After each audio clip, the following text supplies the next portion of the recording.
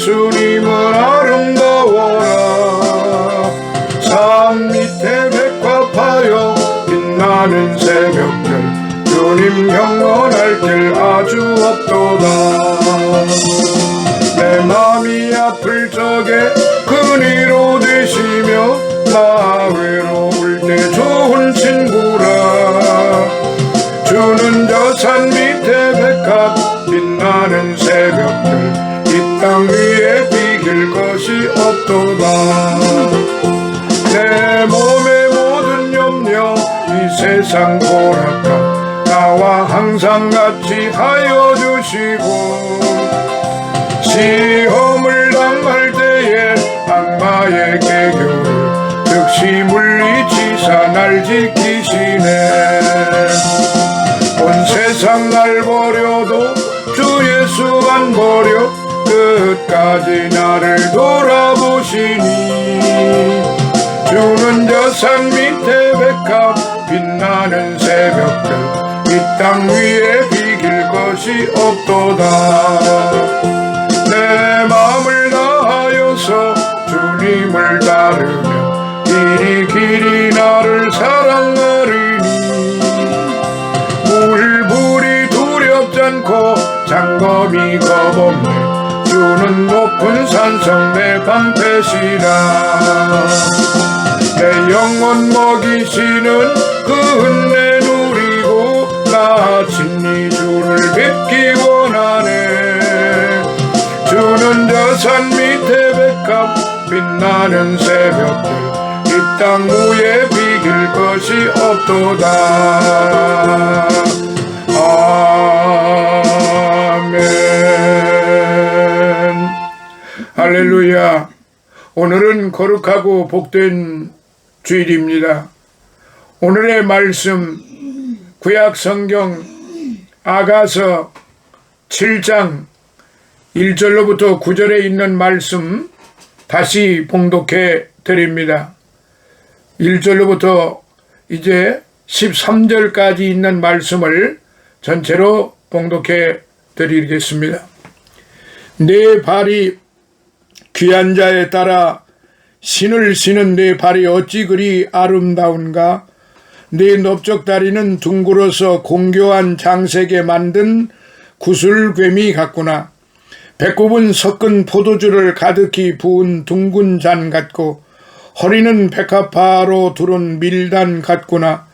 두 유방은 암사슴의 쌍태 새끼 같고, 목은 상아망대 같구나. 눈은 헤스본 바드라빔 문 곁에 못 같고, 코는 다메섹을 향한 레바논 망대 같구나. 머리는 갈멜산 같고, 드리운 머리털은 자줏빛이 있으니 왕이 그 머리카락에 매이었구나. 사랑아, 네가 어찌 그리 아름다운지, 어찌 그리 화창한지 쾌락하게 하는구나. 네 키는 종려나무 같고, 네 유방은 그 열매송이 같구나. 내가 말하기를 종려나무에 올라가서 그 가지를 잡으리라 하였나니, 네 유방은 포도송이 같고, 네 콧김은 사과 냄새 같고, 네 입은 좋은 포도주 같을 것이니라. 이 포도주는 나의 사랑하는 자를 위하여 미끄럽게 흘러내려서 자는 자의 입으로 움직이게 하느니라. 나는 나의 사랑하는 자에게 속하였구나. 그가 나를 사모하는구나. 나의 사랑하는 자야, 우리가 함께 들로 가서 동네에서 유숙하자. 우리가 일찍이 일어나서 포도원으로 가서 포도움이 돋았는지, 꽃술이 퍼졌는지, 석류꽃이 피었는지 보자. 거기서 내가 나의 사랑을 네게 주리라. 합한 채가 향기를 토하고, 우리의 문 앞에는 각양 귀한 실과가 새것 묵은 것이 구비하였구나. 내가 나의 사랑하는 자 너를 위하여 쌓아둔 것이로구나. 아멘. 할렐루야. 오늘의 이 아가서 7장의 말씀을 통해서 이제 아주 절정에 달한 그 솔로몬 왕의 사랑의 노래를 통해서 오늘 같이 하나님께서 주시는 은혜를 우리 모두 함께 받고자 합니다. 지난 시간에는 이제 7장 1절부터 3절까지를 말씀을 드렸습니다.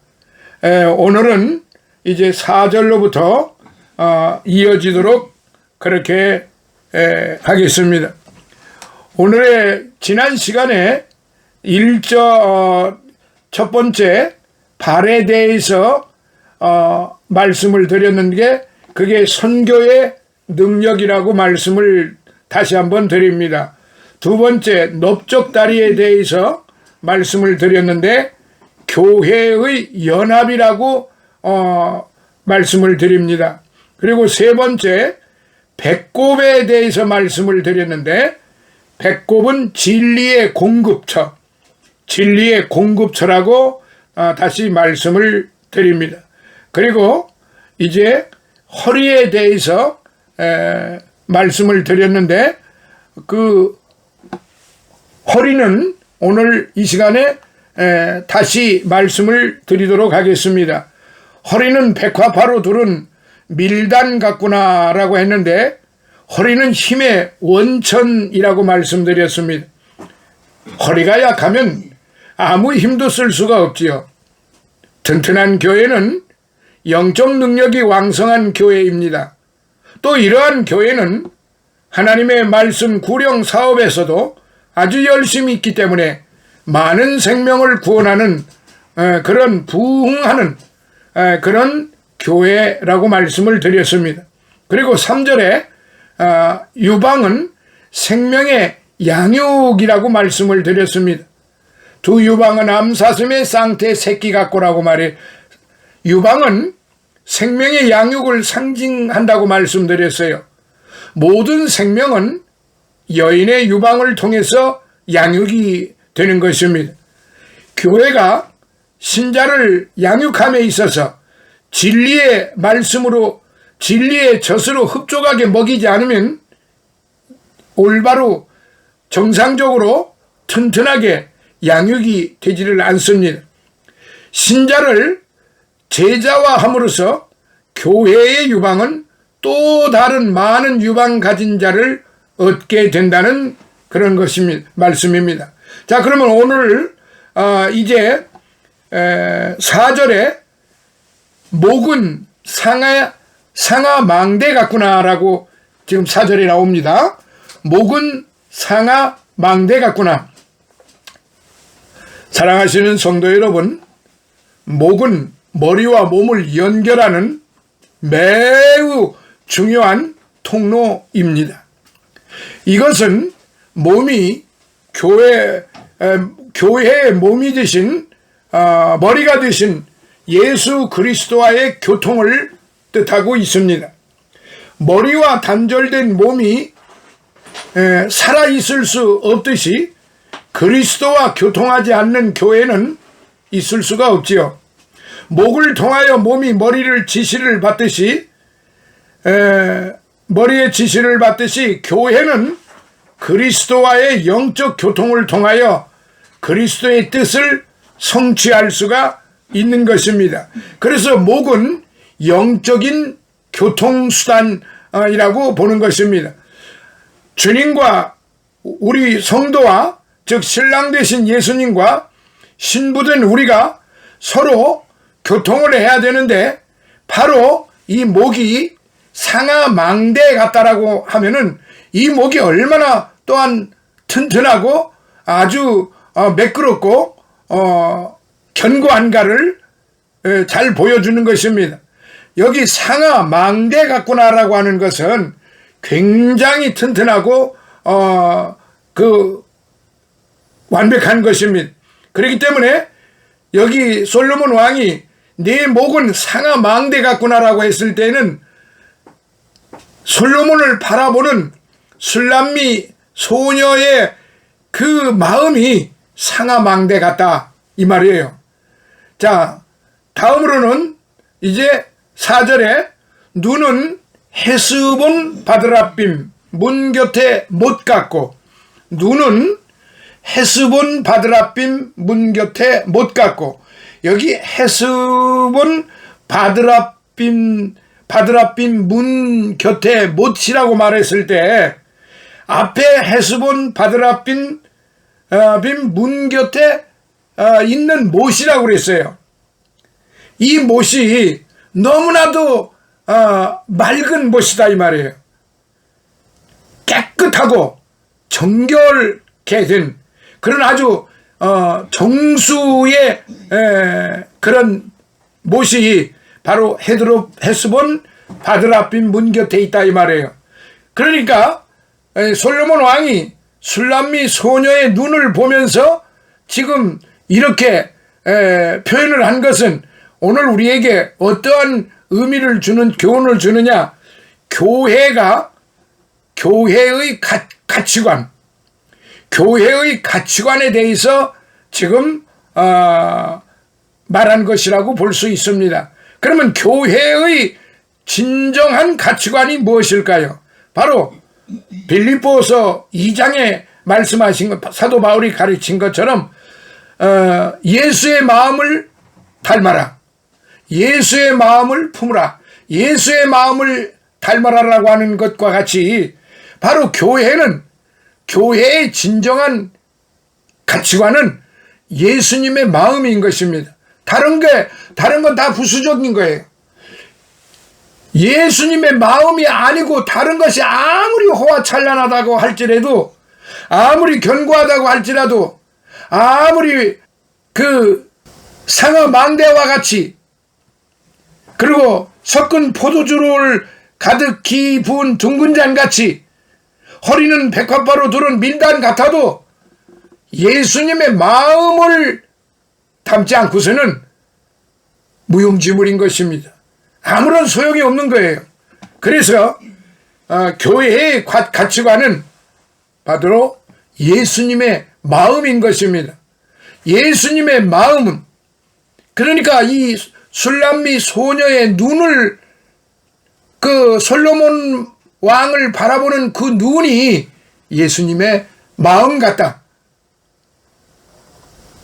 그 얼마나 표현이 아름답습니까? 눈은 마음의 창이지요. 사물에 대한 가장 중추적인 정보원입니다. 신체의 모든 기관이 표정을 가지고 있지 아니하나 눈은 많은 표정을 깊은 연못처럼 간직하고 있어요. 그래서 슬픈 눈은 표가 납니다. 기쁜 눈은 표가 납니다. 반짝반짝 빛납니다. 슬픈 눈은 그야말로 흥건히 적셔 있습니다. 그러니까 그건 뭐냐면은 그 마음의 표현이 다른 기관보다도 눈을 통해서 가장 잘 나타나고 있다는 사실입니다. 그러니까 솔로몬 왕을 바라보는 술람미 여인의 눈을 바라보니까 바로 예수님의 마음 같다 이 말이에요. 그럼 예수님의 마음이 어떤 마음이에요? 예수님 자체가 사랑입니다. 예수님 자체가 희생입니다. 예수님 자체가 생명입니다. 예수님 자체가 구원입니다. 그러니까 그 눈을 바라보니까 바로 이렇게 아주 맑고 맑은 그런 바드라빔, 그러한 연못 같더라. 못 같다. 문 곁에 있는 못 같다 이 말이죠. 그렇기 때문에 많은 표정을 깊은 연못처럼 간직하고 있는 눈처럼 오늘 우리 모두가 우리의 마음이 어떤 마음인지 눈을 바라보면 안다는 것이죠. 그 사람이 지금 기쁜 마음을 가지고 있는지, 슬픈 마음을 가지고 있는지, 악한 마음을 가지고 있는지, 짜증을 내고 있는지, 남을 미워하고 있는지 눈에 다 나타나요. 그 다음에 또 4절 보니까 코가 나오죠. 코는 라메색을 향한, 다메색을, 그러니까 여기 지금 보니까 라메색이 아니라 다메색입니다. 오늘날로 말하면은 다마스커스, 레바논, 지금 한참 이스라엘을 통해서 폭격을 지금 맞고 있는 그 레바논이죠. 그 다마스커스 레바논을 향한 망대 같구나. 망대가 무엇입니까? 망대는 바로 코와 같은 냄새를 식별하는 것이에요. 적이 오나 안 오나 망대에 올라가서 잘 살피는 것입니다. 그러니까 냄새를 잘 맡는다는 거죠. 이건 무엇을 말하느냐? 영적인 총명을 말하는 거예요. 우리가 하나님의 말씀을 잘 배우고 잘 듣고 잘 이제 생활에 옮겨서 이렇게 살면은 바로 영적 총명이 있는 것이에요. 그런데 이 영적 총명이 가려지면은 모든 게 다 막히는 것입니다. 교회는 영적 총명에 대하여 영적 현상에 대해서 탁월한 식별 능력을 가지고 있어야 됩니다. 무엇이 옳은지, 무엇이 그른지,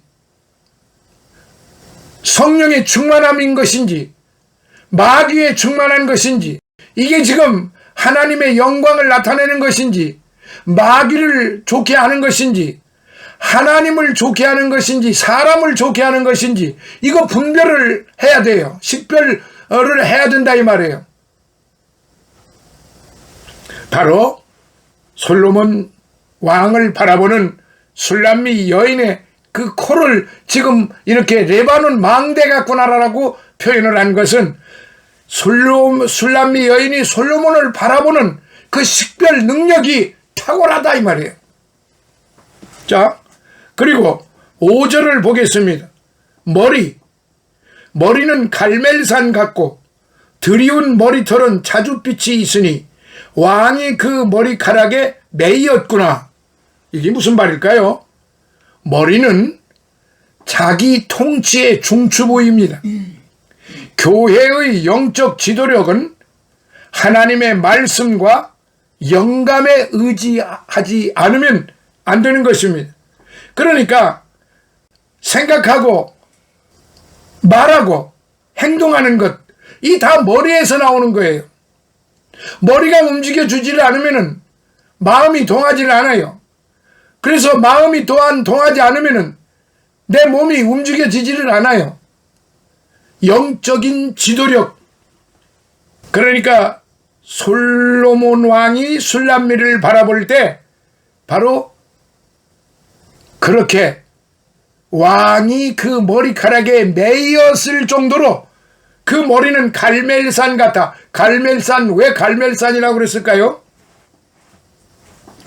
왜 갈멜산이라고 그랬을까요? 바로 엘리야 선지자가 하나님의 능력으로, 하나님의 큰 권능으로 하나님께 응답을 받음으로 850명의 이제 우상들을, 이제 우상의 존재들을, 그 선지자들을, 거짓 선지자들을 몽땅 불태워 죽여버리는 그런 엄청난 하나님의 능력의 역사가 있었던 곳이 바로 갈멜산인 것입니다.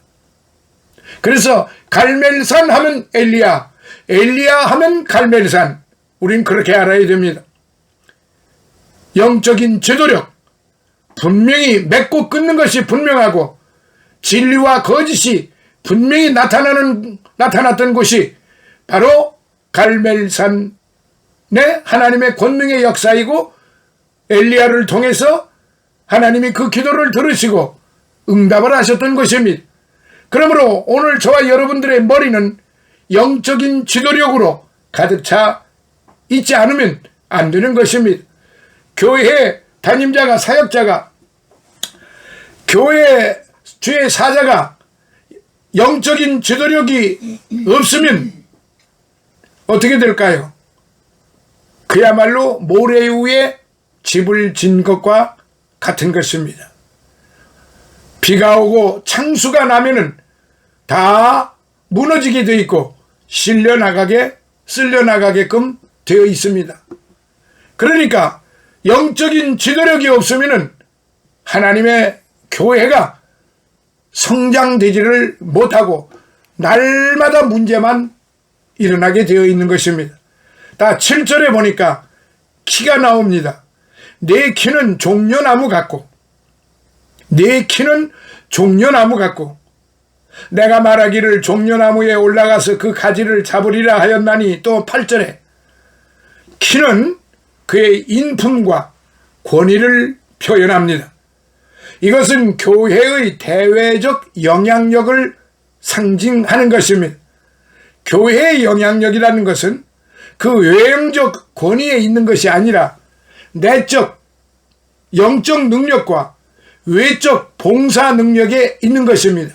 그러니까 내적으로는 예수님의 마음으로 충만해지고, 그러니까 성령 충만한 예수님의 마음으로 성령 충만한 그런 내적 능력이 있어야만 하는 것이 교회이고, 또 외적 봉사 능력에 있어야 하는 것입니다.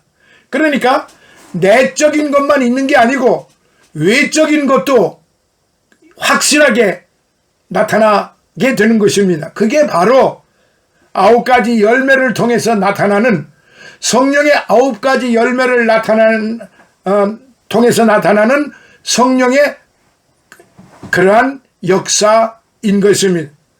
교회의 권위는 건물의 크기나 인원의 많음에 있는 것이 아니라 얼마만큼 그리스도의 사랑을 실천했느냐에 있게 되는 것입니다.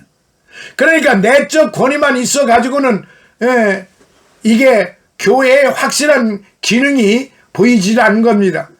그래서 내적 기능과 외적 기능이 동시에 이루어질 때 비로소 그 교회는 하나님의 교회로 지칭을 받는 것이요, 사랑이 충만한 교회로, 전도가 충만한 교회로, 구제가 충만한 교회로, 충성을 죽도록 충성을 다하는 교회로 나타나게 되는 것입니다. 자, 그리고 8절에 봅니다. 여기 8절이 참 재미있습니다. 네 콧김은 사과 냄새 같고, 사랑하시는 성도 여러분, 어떻게 콧김이 구렁내가 나지 사과 냄새가 납니까? 이건 말도 안 되는 거잖아요? 이상하잖아요?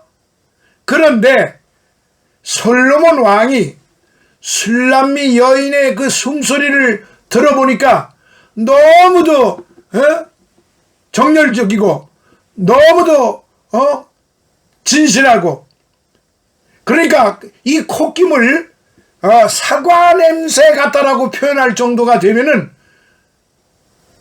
이게 얼마나, 한번 상상을 해보세요. 솔로몬이 술람미를 바라볼 때 얼마나 기분이 좋았겠습니까?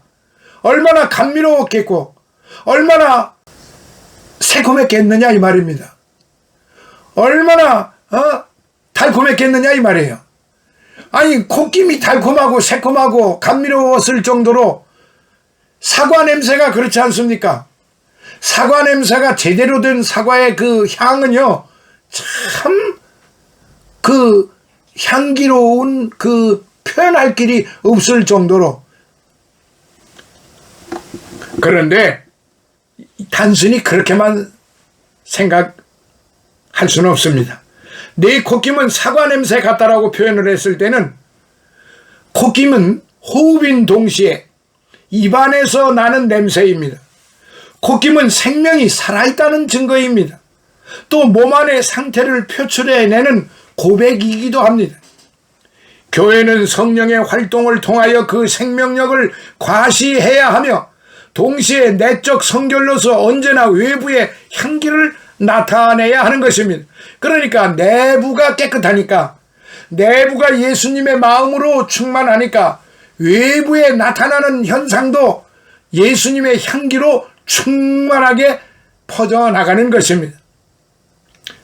교회는 내적 거룩을 행위의 빛으로 표현하게 되는 것입니다. 자, 이제 9절을 보겠습니다. 9절에는 입이 나옵니다. 입은 무엇을 나타내주느냐? 생명의 언어를 나타내주고 있습니다. 내 입은 좋은 포도주 같을 것이니라.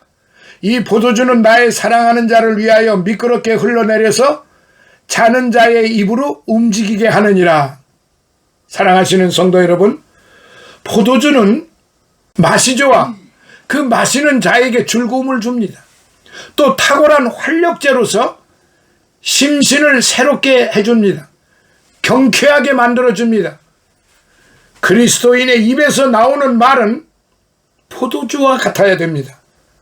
포도주와 같이 듣는 사람으로 하여금 그 영혼의 기쁨을 얻게 하게 되고 잠든 영혼을 일깨워 활력에 넘치도록 소생시키는 것이어야 이게 포도주의 참맛을 나타내는 것입니다. 바로 여기 술람미 여인의 그 입을 보니까 바로 포도주와 내 입은 그것도 아주 나쁜 포도주가 아니라 맛없는 포도주가 아니라 좋은 포도주 같을 것이냐고 그랬습니다. 그러니까 우리는 항상 좋은 말을 해야 돼요.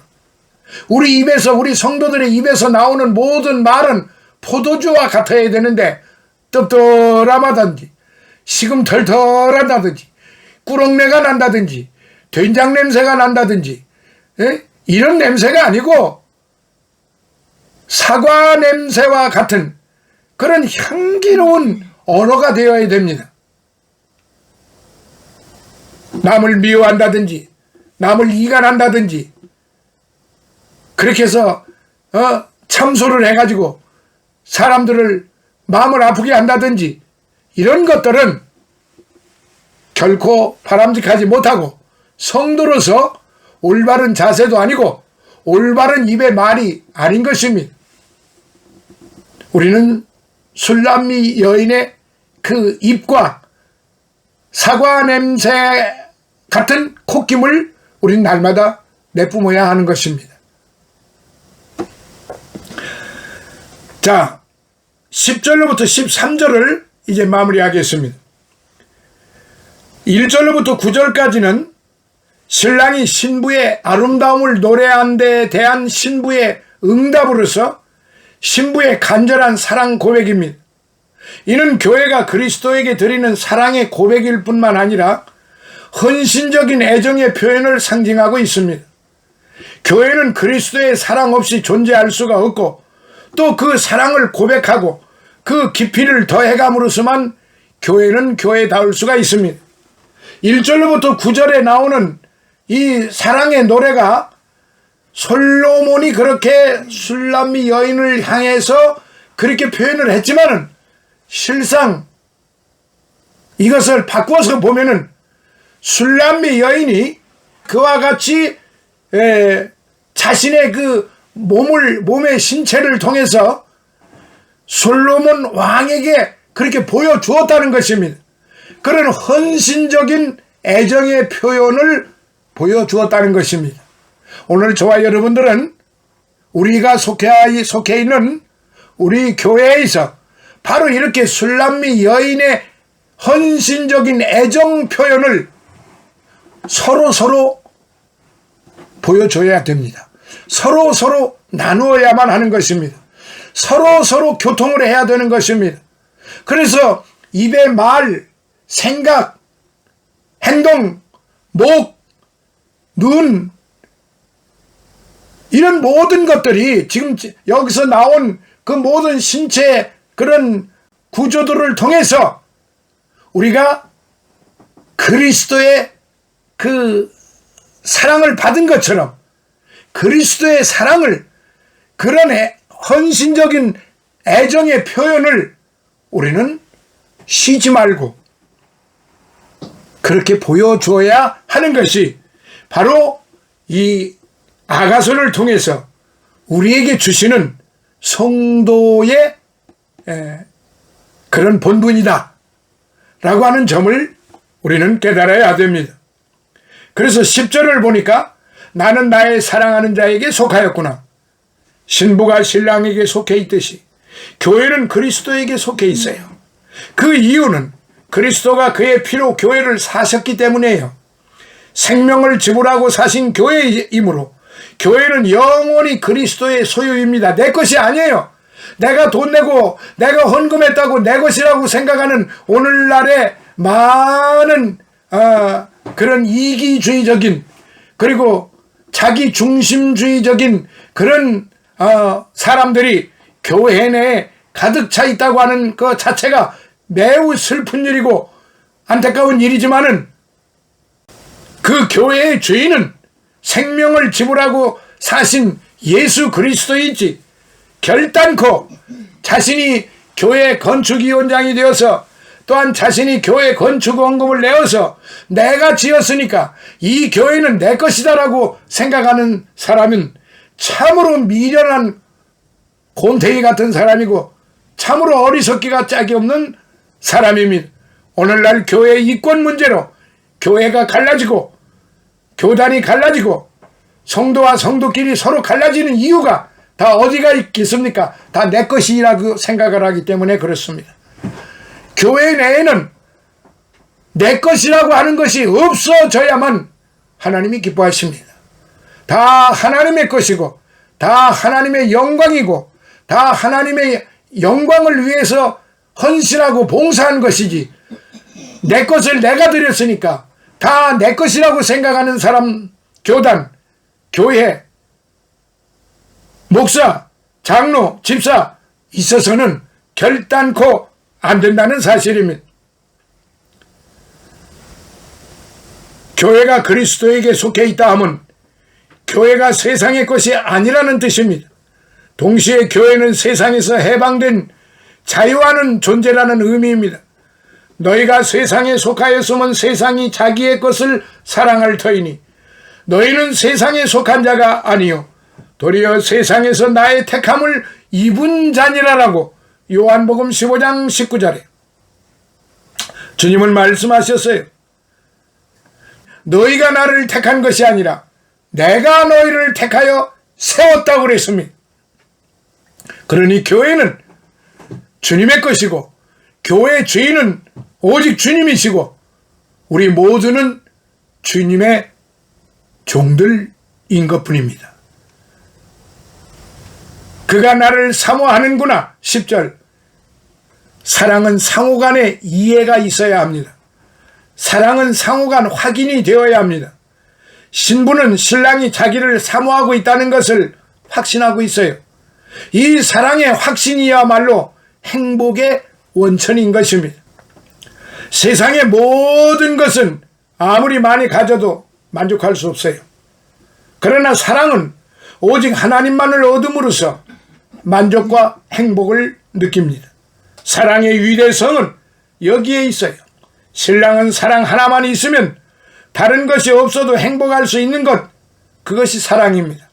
믿음은 그리스도의 이 사랑을 교회에 쏟게 하시고 교회는 그 사랑을 확신함으로써 가장 행복한 존재가 되는 것입니다. 그가 나를 사모하는 것은 그가 나를 사모하는구나. 이것으로 교회는 족한 것입니다. 그러니까 서로 사랑하는 사이가 아무리 티격태격을 한다 할지라도 나는 너를 사랑하고 너는 나를 사랑하는구나.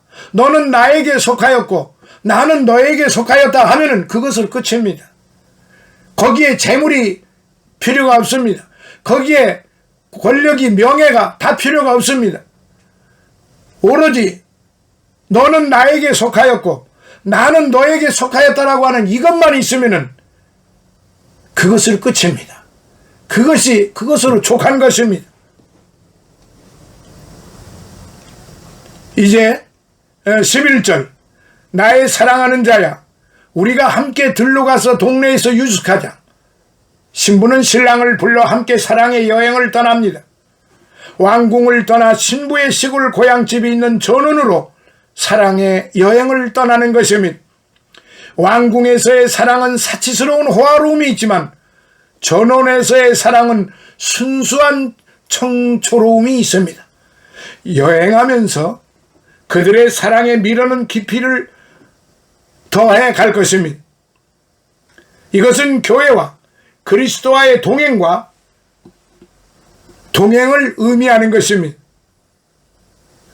그리고 같이 행동을 하는 것이죠. 교회의 구성원은 언제나 나그네들입니다.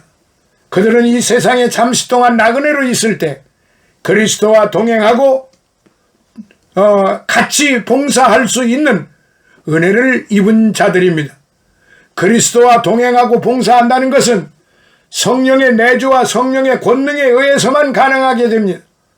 이렇게 될 때 교회와 그리스도의 관계는 심화되고 그리스도는 교회를 통해 영광을 받으시게 되는 것입니다. 자, 끝으로 13절, 합한 채가 향기를 토한다. 합한 채가 향기를 통하고 사랑의 결합입니다. 합하는 신랑 신부의 결합을 뜻합니다. 길고 먼 여행이 끝나고 이제 고향 포도원에 도착했어요. 비로소 신부와 신랑은 아무의 시선에 방해도 받지 않고 미로를 즐길 수가 있습니다. 이것은 교회가 이 세상에서의 생활을 끝내고 이 세상에서의 빠르게 생활을 끝내고 그리스도와 혼인잔치에 참여하는 것을 의미하는 것입니다. 거기에는 그리스도와 관계를 가진 모든 생명들이 다 모입니다. 그리고 아무런 방해도 받지 않은 채 영원한 기쁨을 누리게 될 것입니다. 그러므로 오늘 저와 여러분들은 이 말씀을, 이 아가서 7장에 나오는 이 말씀을 읽고 또 읽고 읽고 또 읽고 읽고 또 읽다가 보면은 나의 모습이 어떤 모습인지를 발견하게 되고 내가 지금 예수님의 마음을 닮은 모습인지 마귀를 닮은 마음의 모습인지를 뚜렷하게 바라보게 될 것입니다. 자신을 바라보게 된다 이 말이에요. 그러므로 이 아가서 7장을, 이 아가서 전체를 자주 읽으세요. 그리고 나오는 말씀을 거울로 삼아서 자신의 모습을 한번 비춰보세요. 그러면 내가 지금 술람미 여인처럼 그런 마음을 가지고 있는지, 그런 마음을 통해서 내가 어떤 모습을 지금 보여주고 있는지, 교회 앞에 신랑 되신 예수님, 교회의 머리가 되신 예수님 앞에 내가 어떤 모습을, 어떤 마음을 보여주고 있는지, 성도들 앞에서 서로 간에 어떤 것을 보여주고 있는지를 한번 돌이켜보는 그런 귀한 시간을 가지시기를 예수님 이름으로 축원합니다. 할렐루야. 아버지 하나님 감사합니다. 오늘의 말씀을 통해서 나의 모습이 어떤 모습인지를 다시 한번 돌아보게 하시고 정말로 술람미 여인처럼 이렇게 정말로 아름답고 진실하고 감칠맛 나고 감미롭고 짜릿한 그런 마음과 그런 향기를 내뿜어 줄 수 있는, 내뿜어 내는 그런 성도로서 그런 모습을 하나님의 몸된 교회와 이 세상 앞에 나타내 보여줄 수 있는 그런 주의 자녀들이 다 되게 하여 주옵소서. 백합선교교회 축복하시고 주의 종의 건강, 하는 일마다 축복, 그리고 모든 가족들의 건강, 화목, 풍요의 축복을 허락하심을 감사해 드려지는 종들의 예물을 받으시고 천배로 만배로 갚아 주시옵소서. 예수님 거룩하신 이름으로 감사하고 축복하며 기도하옵나이다. 아멘.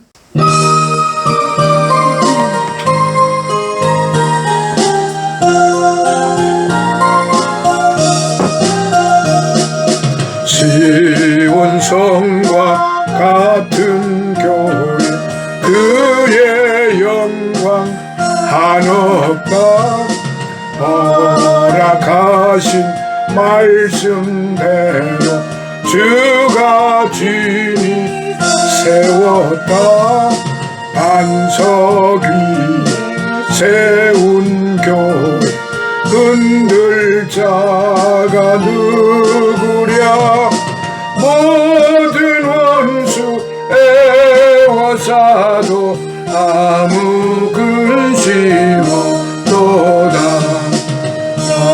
생명샘이 흘러나와 모든 성도 마시니 언제든지 솟아나와 부족함이 없도다.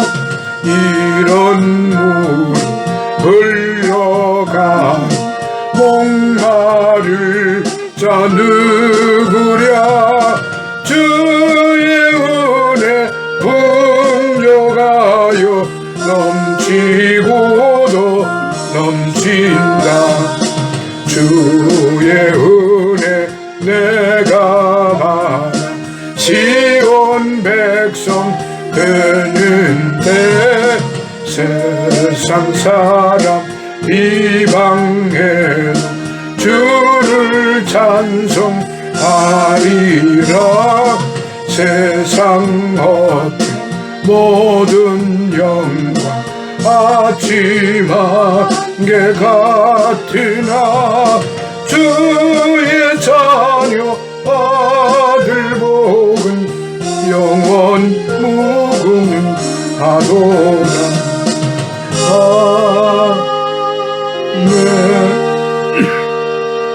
지금은 우리 주 예수 그리스도의 무한하신 은혜와 하나님 아버지의 극진하신 사랑하심과 성령님의 감화 감동 내주 충만 교통하심이 사랑하는 우리 임마누엘 백합선교교회 주의 종들 머리 위에 저들의 가족들 저들의 영육간의 강건함 위에 그리고 늘 우리와 함께하는 아버지 하나님이여 우리 깊은생 교회 성장교회 또한 아버지 하나님이여 이제 늘 하나님의 말씀을 같이 공부하는 모든 믿음의 성도들 머리 위에 그리고 이 나라 이 민족과 이 나라 모든 예수 그리스도 교회 위에 그리고 이 나라 대통령과 이 나라 모든 관료들 머리 위에 그리고 해외에 나가 있는 우리의 선교사들과 그들의 가족들 머리 위에 이제로부터 영원토록 함께 있을지어다.